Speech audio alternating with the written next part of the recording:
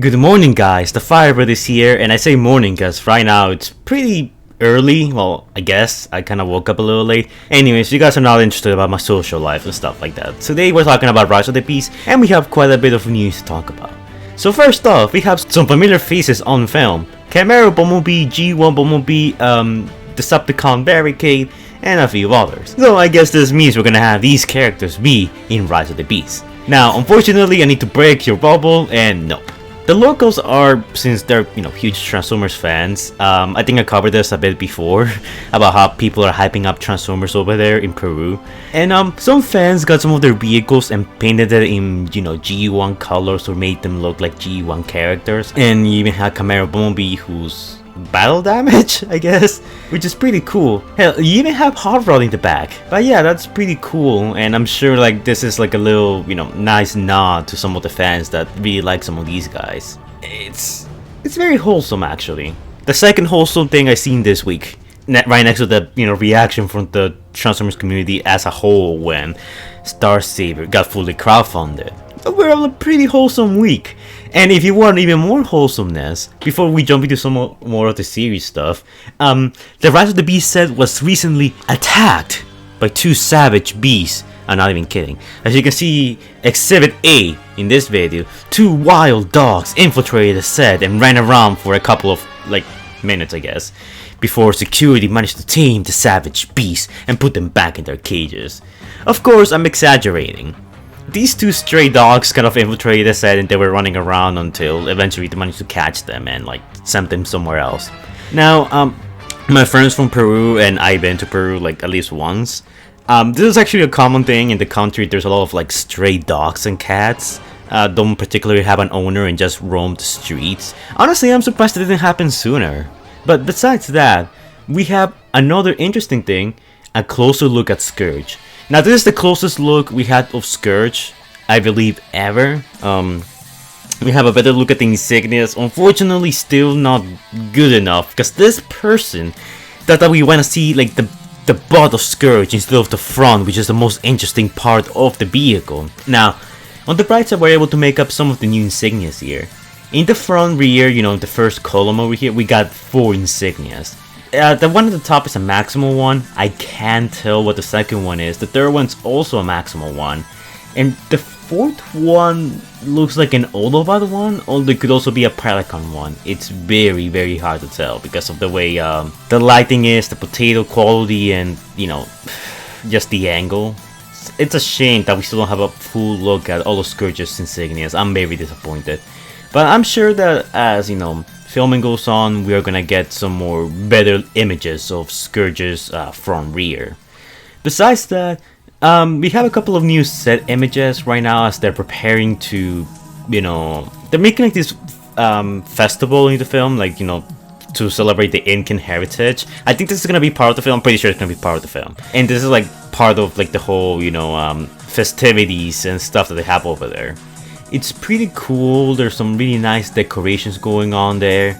And I'm actually really surprised how they managed to capture the whole, Peruvian feel. Even with the typography here from the posters. I've been there, I know how the posters are. This is basically what you expect. So I'm wow, they actually did a pretty good job replicating this.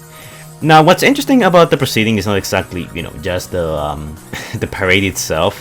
What's interesting is the animals that are accompanying the parade itself. In a couple of images, we have seen this rhinoceros flotilla costume statue, I guess. And there's also one of a tiger with wings. There's one about one of the Incan emperors. Actually, 2 of them. Oh. But we have nothing about a monkey yet, unfortunately. Now, it is my belief that the Maximals are hiding inside these things. Yes, look, in the movie, the Maximals and Pelicans are gonna have some kind of connection to ancient, Incan mythology and stuff. Maybe when the Terracons arrive, the Autobots and the humans are gonna need to escort these guys, through the city so they can go and, meet their rivals in the Terracons or whatever their actual enemies turn out being in the film. Robots in Disguise doesn't exactly apply when we're talking about mechanical, giant rhinos and birds and cheetahs.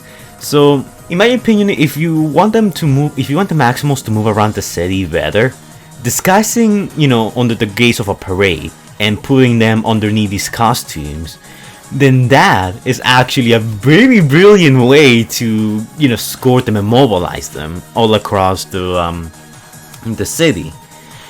The reason why people are speculating about this is because the Rhino statue over here, well, the Rhino parade thing over here, it has been rumored to move like erratically, like it can't contain itself, like it's moving from side to side, like something's inside.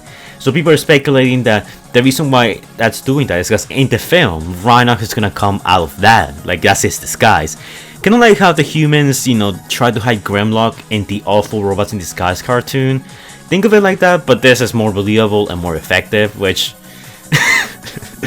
oh wow, how far we come. So here we only seen Rhinox, Air-Racer, and Cheetor. Like those are the obvious ones, no sign of Primal.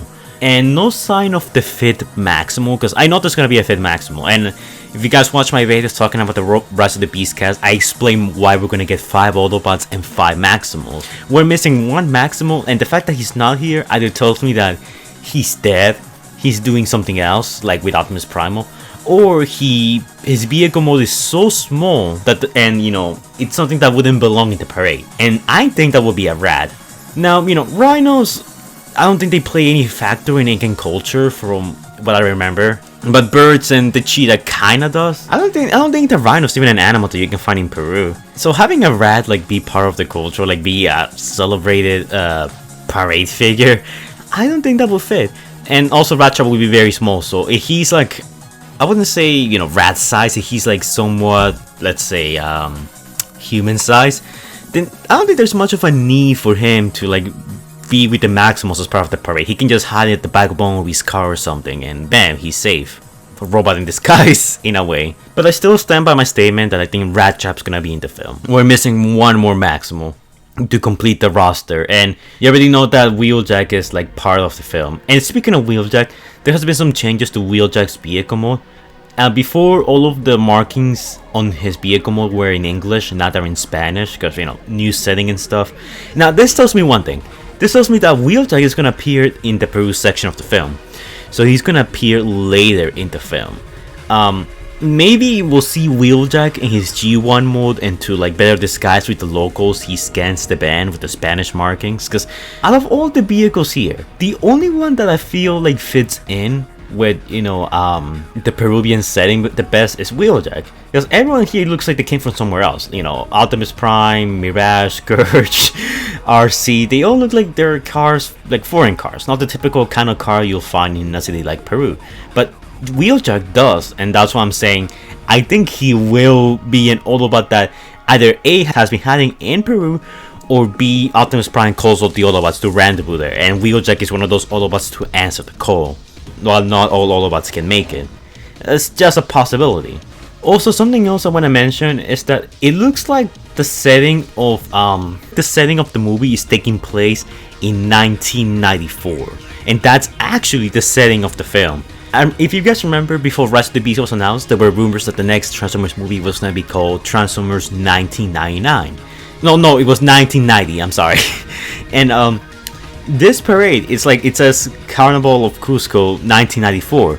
So this basically, means that the setting, the parade, the movie is taking place in this date.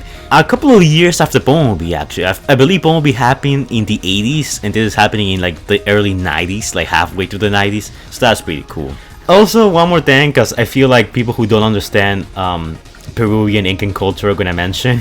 The reason why the flag looks like that is not a gay pride parade flag or something like that. It's not.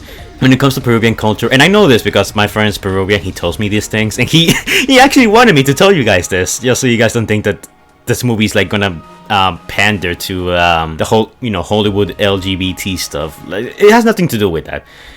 When it comes to like the culture, colorful costumes, like ponchos that the natives wear and wore back in the day, this is a common thing. Like, they were very colorful, they wear very colorful clothing. I'm probably putting some images on the screen, you can see all the colors they use. So this is like just to symbolize that, because like it was mentioned before, the film is gonna tie in heavily to Peruvian culture, which honestly kinda cool, because for the previous movies, there was never any connection to ancient, cultures. In Revenge of the Fallen, sure, the movie took place in Egypt, but I don't think there was ever that connection with the ancient Egyptian culture. It's like, oh, the Star Harvester just so happens to be in where the pharaoh, made the pyramids. The movie just happened to take place in China, and I don't know what's just happened to, resemble Chinese legends because we need to pander to China. And in The Last Night, it was The Last Night. So it's very interesting because I've never seen this aspect for a Transformers movie before. It ties into history to some way, but to tie into a culture, that's something new. And I'm kind of interested to see how that plays out. Besides that, there's not much to talk about. I'm putting some images of the filming set right now. It looks very cool how they're making this look like the 90s and stuff. And it's really cool how we're seeing, the robots just roll around the set. And, well, the cars at least. Unfortunately, we don't have much else besides that at the moment, just some shots of them filming and the Maximals being present in the set. I mean, of course, I definitely think they're gonna be hiding behind the parade statues and stuff. They're gonna be hiding inside and they're gonna bust out, and there's gonna be a really cool and epic action scene.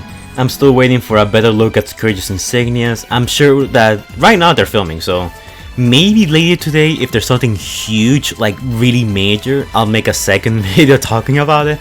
Because right now things are wrapping up in the Peruvian set, and I think filming is gonna continue until the 13th, if I'm not mistaken. We're gonna see some major action scenes. So far we got confirmation that the orange truck and Nightmare are gonna be fighting Optimus Prime. It's gonna be a 2-on-1 fight. From what it looks, I could be mistaken, but it looks to be that way.